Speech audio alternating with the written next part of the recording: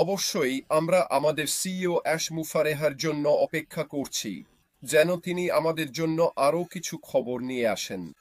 তবে দয়া করে, দয়া করে, দয়া করে ইতিবাচক থাকুন, সঠিক পথে থাকুন, লক্ষ্য থেকে বিচ্যুত হবেন না।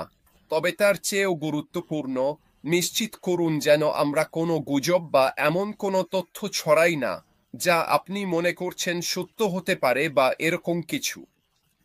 যদি আমাদের সিইও এটা না বলে থাকেন, তাহলে বুঝে নিন কি হয়েছে। তাহলে সেটা হচ্ছে না। তাই নিশ্চিত করুন যে আপনি সঠিক মানুষের কাছ থেকে সঠিক তথ্য পাচ্ছেন। তাহলে আজ আমি কি নিয়ে কথা বলবো, সেটা হচ্ছে কন্টেন্ট ক্রিয়েশন। গতকাল, যদি মনে থাকে, আমরা চ্যাটবট নিয়ে কথা বলেছিলাম এবং সেগুলোর অবস্থান নিয়ে আলোচনা করেছিলাম, এবং আমরা দীর্ঘ সময় ধরে এআই মার্কেটিং নিয়েও কথা বলেছি, তাই না?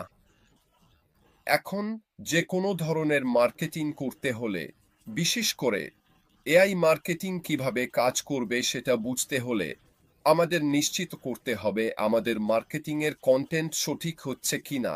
এবং আমার কাছে এটা এমন একটা ক্ষেত্র যেটা নিয়ে প্রচুর ভাবনা চিন্তা করা দরকার। কেন? কারণ আমরা নির্দিষ্ট পণ্য ও সেবার জন্য একটি নির্দিষ্ট শ্রোতাদের লক্ষ্য করছি, সেই নির্দিষ্ট গোষ্ঠীকে, এবং মার্কেটিংয়ের ভাষাটাও নির্দিষ্ট হতে হবে। তাই এর কন্টেন্টটাও ভালোভাবে চিন্তা ভাবনা করে তৈরি করতে হবে। তাই কন্টেন্ট তৈরি মানে হচ্ছে বিভিন্ন ধরনের মিডিয়া, যেমন লেখা, অডিও এবং ভিডিও তৈরি করা, যাতে নির্দিষ্ট একটি শ্রোতাদের আকৃষ্ট ও তথ্য প্রদান করা যায়। এটা ডিজিটাল মার্কেটিং, ব্র্যান্ডিং এবং অনলাইন যোগাযোগের মূল উপাদান, যার লক্ষ্য হচ্ছে মূল্য প্রদান, সমস্যা সমাধান এবং অথবা বিনোদন ও মার্কেটিং করা।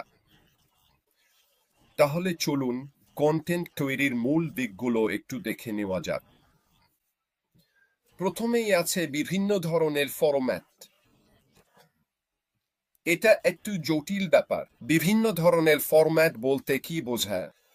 এটা এমন কন্টেন্ট যা অনেক রকম হতে পারে, যেমন blog post, social media update, video, infographics, নতুন শব্দ আমার জন্য, পডকাস্ট এবং আরও অনেক কিছু।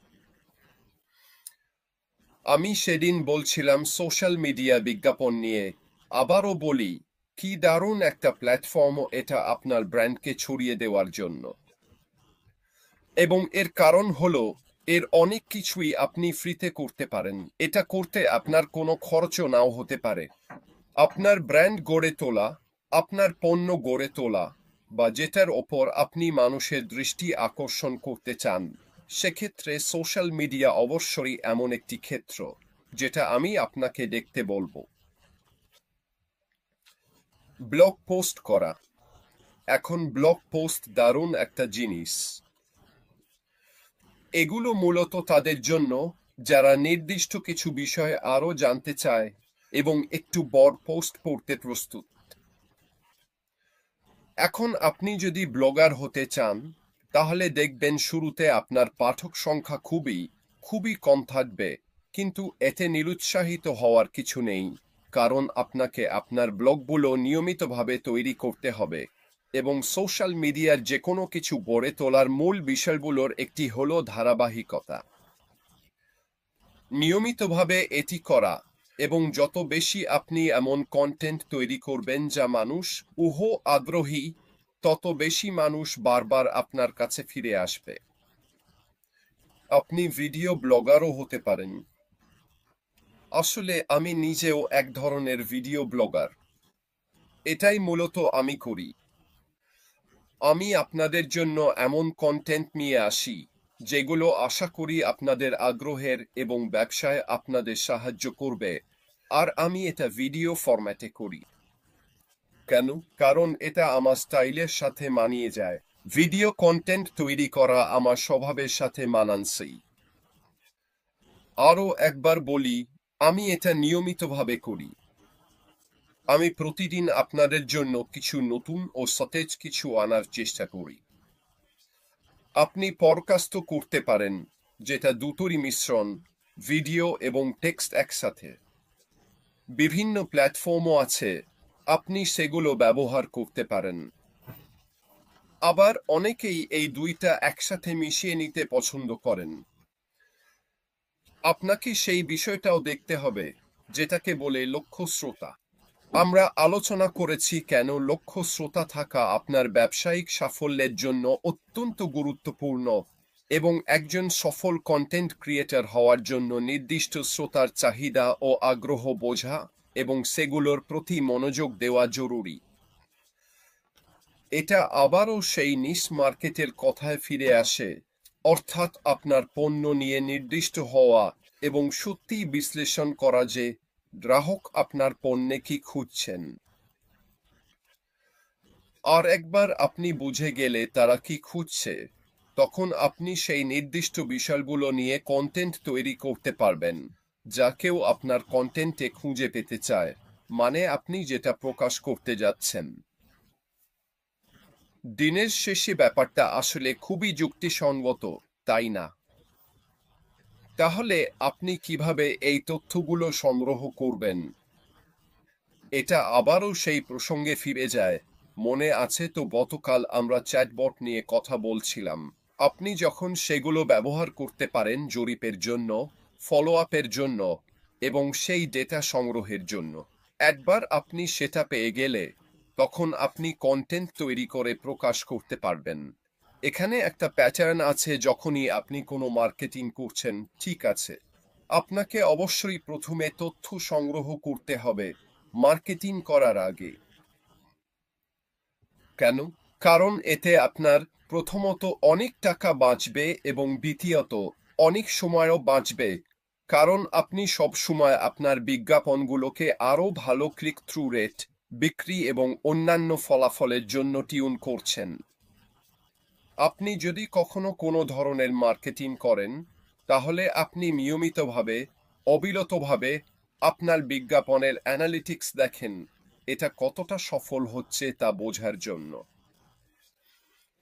আপনি যদি আগে সময় দেন, কন্টেন্ট এবং বিজ্ঞাপন তৈরির আগেই যদি আপনি সময় দেন, তাহলে এটা আপনাকে বিশাল লাভ এনে দেবে, কারণ এতে আপনি আপনার টার্গেট অডিয়েন্সের জন্য সঠিক জায়গায় থাকার আরও ভালো সুযোগ পাবেন।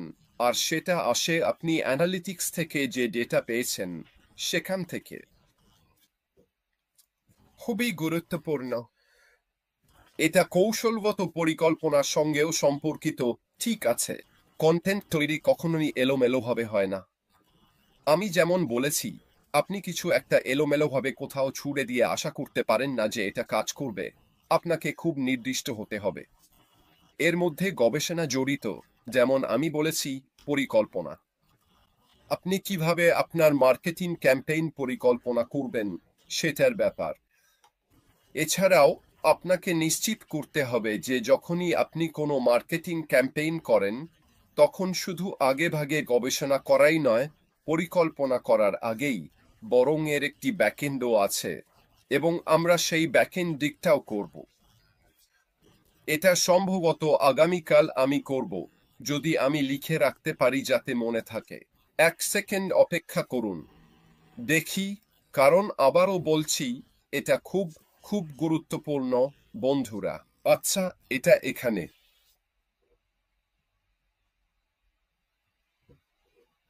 মার্কেটিং এর ব্যাকএন্ড মূলত ফলো আপ করা। তাহলে কেউ যদি আগ্রহ দেখায়, তাহলে আপনার এমন কিছু ব্যবস্থা থাকতে হবে যা সেই আগ্রহের ফলো আপ করবে এবং আশা করা যায় সেটাকে বিক্রিতে রূপান্তর করবে। আপনি যদি কোনো বিক্রি করেন, তাহলে আবারও সেই বিক্রির পর কিছু বিষয় নিয়ে আপনাকে ফলো আপ করতে হবে। এটা নিয়ে আমরা আগামীকাল কথা বলবো। তাহলে কন্টেন্ট মানে কৌশলগত পরিকল্পনার মধ্যে রয়েছে গবেষণা, পরিকল্পনা এবং নির্দিষ্ট লক্ষ্য অর্জনের জন্য একটি সুস্পষ্ট কৌশল। আবারও বলছি, আপনার মার্কেটিং ক্যাম্পেইনের লক্ষ্যগুলো নির্দিষ্ট হতে হবে। আপনাকে করতে হবে, না হলে আপনি এমন কোনো লক্ষ্য পাবেন না যেটা আপনি খুঁজছেন এবং অর্জন করতে পারবেন। তাই আপনাকে নির্ধারণ করতে হবে। ধরা যাক আমরা বলছি, আমার কাছে $100 আছে। আমি এটা এই মার্কেটিং ক্যাম্পেইনে খরচ করব। আমি এই নির্দিষ্ট এলাকায় যাব, নির্দিষ্ট সময়ে, নির্দিষ্ট বয়সের গ্রুপ নিয়ে, এবং আমি চাই সংখ্যক বিক্রি হোক এবং আমার ওয়েবসাইট, পণ্য ইত্যাদিতে এতগুলো ক্লিক বা ভিউ আসুক। এটাই হচ্ছে আপনার নির্দিষ্ট লক্ষ্য যা আপনি অর্জন করতে চাইছেন। আপনি কি এগুলো পরিবর্তন করতে পারেন? অবশ্যই পারেন, কিন্তু আপনার কিছু একটা থাকতে হবে যাতে আপনি বুঝতে পারেন আপনি কোথায় আছেন। খুবই গুরুত্বপূর্ণ। এই সব কিছুই আপনাকে ডকুমেন্ট করতে হবে। ঠিক আছে, এটা গুরুত্বপূর্ণ। আবার পুরনো এক্সেল স্প্রেডশিটটা বের করুন। এটা বারবারই ব্যবহার হয়। আমি করি। আমার তো স্প্রেডশিটের জন্য স্প্রেডশিট আছে। আপনি জানেন যে তথ্য আপনি সংগ্রহ করবেন সেটা সামনে এগিয়ে যেতে অনেক গুরুত্বপূর্ণ হবে। ঠিক আছে, এখানে উপরে থাকা জিনিসটা মাথা মস্তিষ্ক ভুলে যেতে পারে, আর যদি আপনি লিখে রাখেন তাহলে কি হয় জানেন? আপনি ভুলবেন না। আপনার কন্টেন্টের ক্ষেত্রে মূল্য এবং সম্পৃক্ততাও খুব গুরুত্বপূর্ণ। কার্যকর কন্টেন্ট দর্শকদের জন্য মূল্য দেয়, সেটা শিক্ষা, বিনোদন বা সমস্যা সমাধানের মাধ্যমে হোক। আবার বলছি, যখন আপনি আপনার ওয়েবসাইট করছেন, যখন আপনি কন্টেন্ট দিচ্ছেন, তখন শুধু বিক্রির কথা ভাবলে হবে না।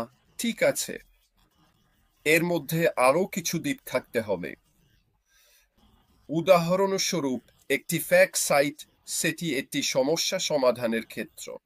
আপনার ওয়েবসাইটে অবশ্যই প্রায়শই জিজ্ঞাসিত প্রশ্নাবলী থাকতে হবে। কেন? কারণ এটি মানুষকে অনেক কিছু বুঝতে সাহায্য করে। আবারও বলছি, এটা শুধু বিক্রির প্ল্যাটফর্ম নয়। দর্শকদের সঙ্গে সম্পৃক্ততা, আমরা সেটা কিভাবে করব? উদাহরণস্বরূপ, কেননা একটি বোনাস ডিসকাউন্ট পেজ রাখা যায়। ঠিক আছে, একটি সেলফ পেজ ধরুন। এটাও আবার গ্রাহকের সঙ্গে সম্পৃক্ততা, যাতে তারা আপনার পণ্য ও সেবার থেকে ভালো মূল্য পায়। এবং শেষটি হলো শিক্ষা।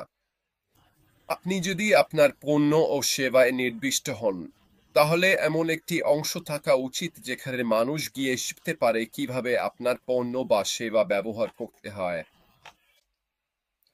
আবারও বলছি, এটা আপনাকে সাহায্য করবে একজন ব্যবসায়ী হিসেবে গ্রাহককে ঠিক যেটা তারা চায় সেটা দিতে সক্ষম হতে। এই সব কিছু ভাবুন তো। আপনার মার্কেটিং ক্যাম্পেইন শুরু করার আগেই ভালোভাবে পরিকল্পনা করা উচিত। যদি আপনার মার্কেটিং ক্যাম্পেইনের উদ্দেশ্য হয় কোনো পণ্য বিক্রি করা, তাহলে আপনার পণ্য সম্ভবত একটি ওয়েবসাইটে থাকবে। আপনার ওয়েবসাইটে এই সব বিষয় থাকতে হবে যেগুলো নিয়ে আমি এখন বললাম, যাতে সেটি সফল হয়। কারণ ধরুন, আপনি যদি কোনো মার্কেটিং ক্যাম্পেইন করেন, কেউ যদি সেই লিঙ্কে ক্লিক করে ওয়েবসাইটে যায়, সেখানে আপনার পণ্য আছে, আর শুধু পণ্যটাই আছে, আর কিছুই নেই। কোনো ফ্যাক্ট নেই, পণ্য বা সেবা কিভাবে ব্যবহার করবেন সেটা নেই, কোনো ডিসকাউন্ট সেকশন নেই, যোগাযোগের তথ্য নেই, চ্যাটবট নেই, সাপোর্ট নেই, এসব কিছুই নেই, তাহলে আপনার বিক্রি হওয়ার সম্ভাবনা কতটা? এসব কাজ মার্কেটিং ক্যাম্পেইনের আগেই করতে হবে। তাহলে দেখুন, আমি যেটা বলছি সেটা নিয়ে আমরা এখন কিভাবে ধাপে ধাপে এগোচ্ছি, কিভাবে একটা পরিষ্কার ধারণা তৈরি হচ্ছে কোন পর্যায়ে কি করতে হবে এবং সফল হতে হলে ব্যবসায় আসলে কি করতে হবে। এখন আমি এক মুহূর্তের জন্য বলছি না যে আপনাকে এসব সবকিছুই করতে হবে। আমি বলছি না যে এসব সবকিছু আপনার একার ওপর নির্ভর করছে, কারণ আমাদের ব্যবসায় এর অনেক কিছুই আমাদের জন্য করে দেওয়া হবে। কিন্তু জ্ঞানী শক্তি এবং যেভাবে, যতক্ষণ আপনার কাছে জানা আছে কি কি থাকা উচিত এবং কিভাবে এগুলো কাজ করে, ততক্ষণ আপনি নিজেকে অনেক ভালো অবস্থানে রাখছেন। এবং এই ক্যাটাগরিতে শেষটি হলো প্রমোশন। কন্টেন্টকে প্রচার করতে হয় যাতে এটি নির্ধারিত দর্শকের কাছে পৌঁছাতে পারে, প্রায় বিভিন্ন ডিজিটাল মার্কেটিং চ্যানেলের মাধ্যমে, ঠিক যেমনটা আমি বলেছিলাম। তাহলে কন্টেন্ট তৈরির প্রক্রিয়া কি? এডিশন এমন কন্টেন্টের আইডিয়া নিয়ে আসা যা লক্ষ্য দর্শকের জন্য প্রাসঙ্গিক এবং ব্যবসায়িক লক্ষ্যগুলোর সাথে সামঞ্জস্যপূর্ণ। এসবি আপনার কন্টেন্টে যায়। রিসার্চ নির্বাচিত বিষয়গুলোর ওপর গভীর গবেষণা করা যাতে আপনি আপনার পণ্য বা সেবার সম্পর্কে যে কন্টেন্ট দিচ্ছেন তা যথাযথ এবং গভীর হয়। কন্টেন্ট ডেভেলপমেন্ট নির্বাচিত ফরম্যাটে কন্টেন্ট তৈরি করা, যেখানে গুণমান, নির্ভরযোগ্যতা এবং সহজলভ্যতার প্রতি মনোযোগ দেওয়া অত্যন্ত গুরুত্বপূর্ণ। এগুলোই মানুষকে আপনার পণ্য বা সেবা কেনার দিকে এগিয়ে নিয়ে যায়। অপটিম কন্টেন্ট ডেভেলপমেন্ট। আমরা এটা বলেছি। বলেছি তো? হ্যাঁ। অপটিমাইজেশন সার্চ ইঞ্জিনের জন্য কন্টেন্ট এসইও, যাতে এর দৃশ্যমানতা বাড়ে। আমরা তো আগেও এসইও নিয়ে কথা বলেছি, তাই না? যদি আপনি না জানতে চান ওটা কি, তাহলে এই চ্যানেলেই আছে। আপনি ফিরে গিয়ে সেই ভিডিওটি দেখতে পারেন। সেখানে আমি ঠিকভাবে ব্যাখ্যা করেছি এসইও কিভাবে কাজ করে এবং কিভাবে আপনার কন্টেন্টের দৃশ্যমানতা বাড়ানোর সুযোগ উন্নত করা যায়। বিতরণ উপযুক্ত চ্যানেলের মাধ্যমে কন্টেন্ট শেয়ার করা, যেমন সোশ্যাল মিডিয়া, ওয়েবসাইট অথবা ইমেইল। ব্যক্তিগতভাবে আমার মনে হয় এটা পুরনো হয়ে গেছে, কিন্তু এটা এমন ফরম্যাট যেটা মানুষ দেখে। প্রচার কন্টেন্টকে সক্রিয়ভাবে প্রচার করা যাতে লক্ষ্যযুক্ত দর্শকের কাছে পৌঁছানো যায়। আবারও বলছি, এটা হবে পেইড, এবং আবারও আপনাকে খুব নির্দিষ্টভাবে ঠিক করতে হবে কোন কোন ক্ষেত্রে আপনি সেটা খুঁজছেন।